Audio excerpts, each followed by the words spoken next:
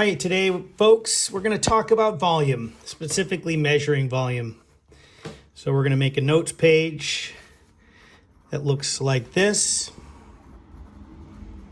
And this is notes number 4. And we're going to do a funky thing where we're going to draw sort of a triangle shape like this to organize our notes. And we're going to start with a definition. And the definition of volume is basically how much space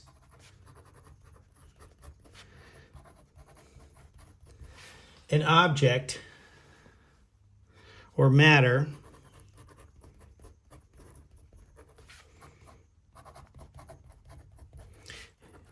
takes up. Okay?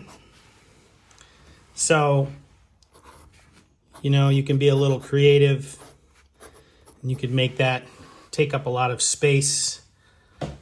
Basically, how much room it takes up. And then we're going to be measuring this in units. And for this, you got to learn how to make a little cube. Okay? It's called a cubic centimeter. And you abbreviate the units as centimeters cubed or cubic centimeters. You might have heard of that before, cc's. Give so-and-so so many cc's of such and such. A lot of times on medical shows you hear that. Basically, finding the volume of something means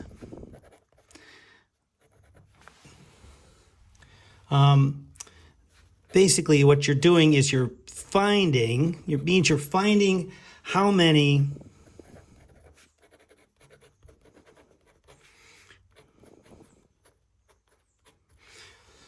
cubic centimeters,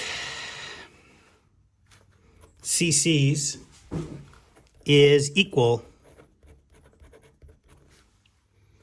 to that matter.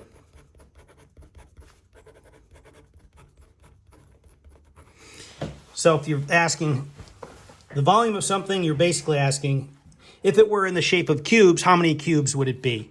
How many of these cubic centimeters would it be? And it turns out there's 3 methods.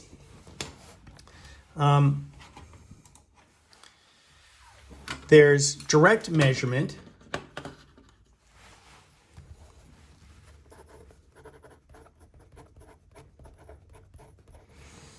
There's 3 methods. Direct measurements. One is basically where you multiply dimensions.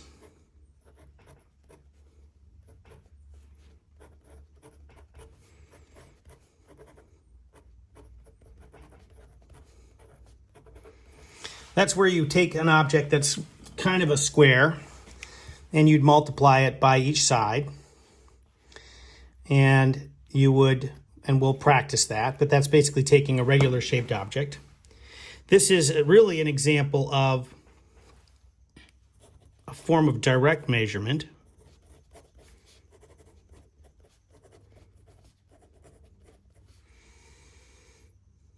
Or direct measuring.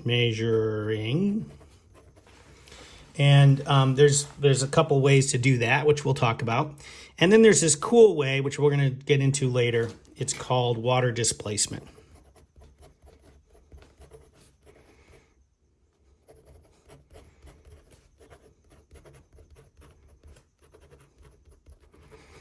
So this is kind of an overview of the things we're going to be working on in this unit. Basically looking at space, how it's, or volume essentially is measuring how much space something takes up. We're always going to be figuring it out in cubic centimeters. That's the unit we're going to use, just like for length we use meter or centimeter. We're going to use a cubic centimeter here. So this little exponent is going to be real important. And then we're going to find that whenever we record a volume, it means how many we're reporting how many cubic centimeters it is. And we're going to go over 3 methods: multiplying dimensions, direct measuring, and water displacement. So again, I hope that helps us get started. and this is what your notes page should look like when you're done.